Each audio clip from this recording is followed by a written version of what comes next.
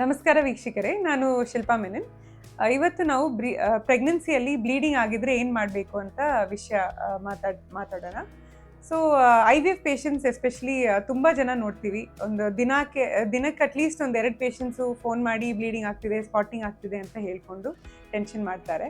ನನಗೆ ಅರ್ಥ ಆಗುತ್ತೆ ಇದು ಟೆನ್ಷನ್ ವಿಷಯನೇ ಅಂತ. ಆದರೆ ಬ್ಲೀಡಿಂಗ್ ಆಗಿದ್ರೆ ಸೊಲ್ಯೂಷನ್ ಏನಂದರೆ, ತಕ್ಷಣ ನೀವು ನಿಮ್ಮ ಹಾಸ್ಪಿಟಲ್ಗೆ ಹೋಗಿ ಒಂದ್ಸರಿ ಡಾಕ್ಟರ್ನ ಭೇಟಿಯಾಗಿ ಯಾವ ಥರ ಬ್ಲೀಡಿಂಗ್ ಆಗಿದೆ, ಒಂದು ಸ್ಕ್ಯಾನ್ ಎಲ್ಲ ಮಾಡಿದ ತಕ್ಷಣ ನಮ್ಗೆ ಗೊತ್ತಾಗುತ್ತೆ ಯಾವ ಥರ ಆಗಿದೆ, ಏನು ಕಾರಣ ಅಂತ.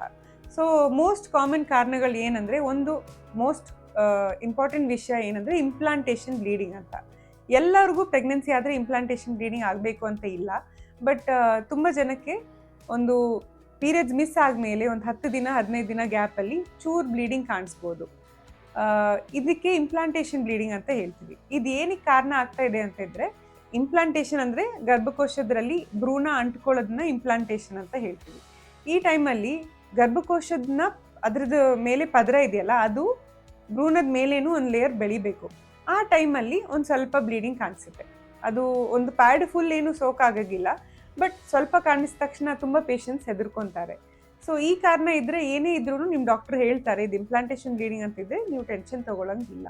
ಬೇರೆ ಬೇರೆ ವಿಷಯ ಏನಕ್ಕೆ ಕಾರಣ ಬ್ಲೀಡಿಂಗ್ ಆಗುತ್ತೆ ಅಂತಿದ್ರೆ ಸಬ್ಕೋರಿಯೋನಿಕ್ ಹೆಮರೇಜ್ ಅಂತ ಹೇಳ್ತೀವಿ. ಸೊ ಸಬ್ಕೋರಿಯೋನಿಕ್ ಹೆಮರೇಜ್ ಅಂದರೆ ಪಾಪು ಮತ್ತು ತಾಯಿದು ಗರ್ಭಕೋಶದ ಮಧ್ಯದಲ್ಲಿ ಬ್ಲೀಡಿಂಗ್ ಕಲೆಕ್ಟ್ ಆಗುತ್ತೆ. ಈ ಥರ ಆಗುವಾಗ ಪೇಷಂಟ್ಸಿಗೆ ಫ್ರೆಶ್ ಆಗಿ ಬ್ಲೀಡಿಂಗ್ ಕಾಣಿಸುತ್ತೆ.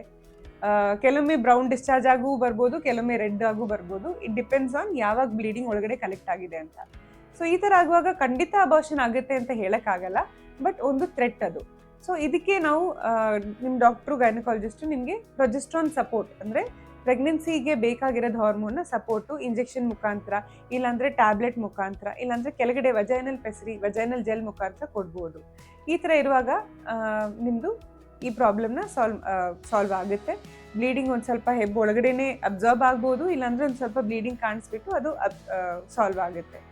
ಸೊ ಇದಕ್ಕೆ ಸಬ್ಕೋರಿಯೋನಿಕ್ ಹೆಮರೇಜ್ ಅಂತ ಹೇಳ್ತೀವಿ. ಬಟ್ ಇದು ಹೆಂಗೆ ಗೊತ್ತಾಗಿದೆ ಅಂದರೆ ಸ್ಕ್ಯಾನ್ ಮುಖಾಂತರ. ಸೊ ನಿಮಗೆ ಬ್ಲೀಡಿಂಗ್ ಆಗಿದ ತಕ್ಷಣ ನಿಮ್ಮ ಡಾಕ್ಟ್ರಿಗೆ ಹೋಗಿ. ಇನ್ನೊಂದು ಮುಂದೆ ಹೋಗ್ತಾ ಹೋಗ್ತಾ ಏನಂದರೆ ಪ್ಲಾಸೆಂಟಾ ಪ್ರೀವಿಯಾ ಅಂತ ಕಂಡೀಷನ್ಸ್ ಇರುತ್ತೆ. ಪ್ಲಾಸೆಂಟಾ ಇರೋದು ನಾವು ಪಾಪು ಆದಮೇಲೆ ಇರೋದು ಕಸ. ಅದು ಯೂಶ್ವಲ್ ಆಗಿ ಗರ್ಭಕೋಶದ ಮೇಲೆ ಭಾಗದಲ್ಲಿ ಹೋಗಿ ಅಂಟ್ಕೊಬೇಕು. ಕೆಲವೊಮ್ಮೆ ಅದು ಗರ್ಭಕೋಶದ ಕೆಳಗಡೆ ಭಾಗದಲ್ಲಿ ಇದ್ದರೆ ಇಲ್ಲಿ ಒಂದು ಸ್ವಲ್ಪ ಸ್ಪಾಟಿಂಗು, ಫ್ರೆಶ್ ಬ್ಲೀಡಿಂಗ್ ಆಗೋ ಚಾನ್ಸಸ್ ಇರುತ್ತೆ. ಈ ಕಂಡೀಷನ್ಸಲ್ಲೂ ನಿಮ್ಮ ಡಾಕ್ಟ್ರು ಹೇಳ್ತಾರೆ ನೀವು ಸೇಫ್ ಆಗಿರಬೇಕು. ನಿಮಗೆ ಸ್ವಲ್ಪ ಇನ್ಸ್ಟ್ರಕ್ಷನ್ಸ್ ಕೊಡ್ತಾರೆ, ಅದೇನು ಅಂತ ಮುಂದೆ ಹೇಳ್ತೀನಿ. ಸೊ ಪ್ಲಾಸೆಂಟಾ ಪ್ರೀವಿಯಾ ಇರುವಾಗ ಪೇಷಂಟ್ಸ್ ಯೂಶ್ವಲಿ ಕೇರ್ಫುಲ್ ಆಗಿರಬೇಕು. ಈ ಥರ ಫ್ರೀಕ್ವೆಂಟ್ ಎಪಿಸೋಡ್ಸ್ ಆಗೋಕ್ಕೆ ಚಾನ್ಸಸ್ ಇರುತ್ತೆ. ಇನ್ನೊಂದು ಕಂಡೀಷನ್, ಅರ್ಲಿ ಪ್ರೆಗ್ನೆನ್ಸಿಯಲ್ಲಿ ಎಕ್ಟೋಪಿಕ್ ಪ್ರೆಗ್ನೆನ್ಸಿ ಇದ್ರೂ ಬ್ಲೀಡಿಂಗ್ ಆಗುತ್ತೆ. ಸೊ ಅದೆಲ್ಲ ಬ್ಯಾಡ್ ಫಾರ್ಮ್ ಆಫ್ ಇದು. ಆದರೆ ಎಕ್ಟೋಪಿಕ್ ಪ್ರೆಗ್ನೆನ್ಸಿ ಆಗಿ ಬ್ಲೀಡಿಂಗ್ ಆಗಿದ್ರೆ ಟ್ರೀಟ್ಮೆಂಟ್ ಬೇರೆ ರೀತಿಯಲ್ಲಿ ಹೋಗುತ್ತೆ. ಆವಾಗ ನಿಮಗೆ ಪೇಷಂಟಿಗೆ ಪೇಯ್ನೂ ಇರುತ್ತೆ, ಹೊಟ್ಟೆ ನೋವು ಇರುತ್ತೆ. ಸೊ ಅದು ಒಂಥರ ಅನ್ಹೆಲ್ದಿ ಪ್ರೆಗ್ನೆನ್ಸಿ. ಅದಕ್ಕೆ ನಿಮ್ಮ ಪ್ರೆಗ್ನೆನ್ಸಿನ ಟರ್ಮಿನೇಟ್ ಮಾಡೋಕ್ಕೆ ಹೇಳ್ತಾರೆ. ಬಟ್ ಆ ಥರ ಕಂಡೀಷನ್ಸ್ ಇರುವಾಗ ನಿಮಗೆ ಪೇಷಂಟ್ಸಿಗೆ ಪೇಯ್ನೂ ಇರುತ್ತೆ, ತುಂಬ ಅಬ್ನಾರ್ಮಲ್ ಸೆನ್ಸೇಷನ್ ಇರುತ್ತೆ, ಚೂರು ಸ್ಪಾಟಿಂಗ್ ಆಗಿ ಮಾತ್ರ ಇರೋದಿಲ್ಲ. ಮತ್ತೆ ಇರೋದು ಏನಂದರೆ ಸರ್ವಿಕಲ್ ಕಾಸಸ್. ಗರ್ಭಕೋಶದ ಬಾಯಿ ಇದೆಯಲ್ಲ, ಅದರಲ್ಲಿ ಪಾಲಿಪ್ ಏನಾದರೂ ಇದ್ರೂ ಫ್ರೆಶ್ ಬ್ಲೀಡಿಂಗ್ ಥರ ಪೇಷಂಟ್ಸಿಗೆ ಆವಾಗ ಕಾಣಿಸ್ಬೋದು. ಏನೇ ಇದ್ರೂ ಪೇಷಂಟ್ಸಿಗೆ ಸ್ವಂತವಾಗಿ ಟ್ರೀಟ್ಮೆಂಟ್ ಆಗಲಿ ಸುಮ್ಮನೆ ಇರೋಕ್ಕಾಗೋದಿಲ್ಲ. ಬ್ಲೀಡಿಂಗ್ ಆಗಿದ ತಕ್ಷಣ ನೀವು ನಿಮ್ಮ ಡಾಕ್ಟ್ರಿಗೆ ಮೀಟ್ ಆಗಿ, ಸ್ಕ್ಯಾನ್ ಆದಮೇಲೆ ನಿಮ್ಮ ಡಾಕ್ಟ್ರು ಏನು ಟೆನ್ಷನ್ ಮಾಡೋಕ್ಕಿಲ್ಲ, ಇಷ್ಟೇ ಕಾರಣ ಅಂತಿದ್ರೆ ನೀವು ಒಂದು ಸ್ವಲ್ಪ ರಿಲ್ಯಾಕ್ಸ್ ಆಗಿ ವಿತ್ ಪ್ರೊಜೆಸ್ಟ್ರಾನ್ ಸಪೋರ್ಟ್ ಪ್ರೆಗ್ನೆನ್ಸಿನ ಕಂಟಿನ್ಯೂ ಮಾಡೋಕ್ಕೆ ಹೆಲ್ಪ್ ಮಾಡೋಕ್ಕಾಗುತ್ತೆ. ಯೂಶ್ವಲಿ ಫಸ್ಟು ಸಬ್ಕೋರಿಯೋನಿಕ್ ಹೆಮರೇಜ್ ತನಕ ಇರೋದು ರೀಸನ್ಸ್ ಇರುವಾಗ. ಮತ್ತು ನೀವು ಇಂಪಾರ್ಟೆಂಟ್ ಆಗಿ ಏನಂದರೆ ನಿಮ್ಮ ಡಾಕ್ಟರ್ ಹೇಳ್ತಾರೆ ಫಸ್ಟು ಟ್ರಾವೆಲ್ ಮಾಡಬಾರ್ದು ಅಂತ ಹೇಳ್ತಾರೆ. ದೂರ ಒಂದು ತುಂಬ ಜರ್ನಿ, ಲಾಂಗ್ ಡಿಸ್ಟೆನ್ಸ್ ಜರ್ನಿ ಏನು ಬೇಡ ಅಂತ. ಎರಡನೇದು ಹಸ್ಬೆಂಡ್ ವೈಫ್ ಸೇರಬಾರ್ದು ಅಂತ ಹೇಳ್ತಾರೆ. ಬಿಕಾಸ್ ಅದು ಒಂದು ಕಾಸ್ ಆಫ್ ಬ್ಲೀಡಿಂಗ್. ಯಾಕೆಂದರೆ ಸರ್ವೈಕಲ್ ಕಾಸಸ್ ಇರುವಾಗ, ಪಾಲಿಪಲ್ಲೇ ಇರುವಾಗ ಅದು ಒಂದು ಟ್ರಿಗರ್ ಆಗುತ್ತೆ ಬ್ಲೀಡಿಂಗಿಗೆ. ಮತ್ತು 3 kg ಮೇಲೆ ಏನು ಭಾರ ಎತ್ತಬಾರ್ದು. ಆ ಥರ ಇರುವಾಗಲೂ ಸಡನ್ ಪ್ರೆಷರಿಗೆ ಬ್ಲೀಡಿಂಗ್ ಚಾನ್ಸಸ್ ಇರುತ್ತೆ. ಇಂಪಾರ್ಟೆಂಟ್ ಪಾಯಿಂಟ್ಸ್ ತಲೆಯಲ್ಲಿ ಇಟ್ಕೊಂಡು ಮಾತ್ರೆ ಕಂಟಿನ್ಯೂ ಮಾಡ್ತಾ ಇದ್ದರೆ ಬ್ಲೀಡಿಂಗ್ ಪದೇ ಆಗೋದಲ್ಲ, ಅವಾಯ್ಡ್ ಮಾಡ್ಬೋದು. ಬ್ಲೀಡಿಂಗ್ ಆಗೋಕ್ಕೆ ತುಂಬ ಕಾರಣಗಳಿದ್ದಾವೆ. ಬ್ಲೀಡಿಂಗ್ ಆಗಿದ್ದರೆ ಟೆನ್ಷನ್ ತೊಗೊಬೇಡ್ರಿ.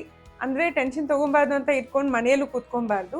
ತಕ್ಷಣ ನಿಮ್ಮ ಡಾಕ್ಟ್ರಿಗೆ ಹೋಗಿ ಭೇಟಿಯಾಗಿ ಅವರು ಸ್ಕ್ಯಾನ್ ಮಾಡಿಬಿಟ್ಟು ಅವ್ರು ಏನು ಕಾರಣ ಅಂತ ಹೇಳಿಬಿಟ್ಟು ಅದು ಅನುಕೂಲವಾಗಿ ಏನು ಟ್ರೀಟ್ಮೆಂಟ್ ಹೇಳ್ತಾರೆ, ಏನು ಅಡ್ವೈಸ್ ಮಾಡ್ತಾರೋ, ಡೂಸ್ ಆ್ಯಂಡ್ ಡೋಂಟ್ಸ್ ಹೇಳ್ತಾರೆ, ಅದ್ರ ಪ್ರಕಾರ ಫಾಲೋ ಮಾಡಿ.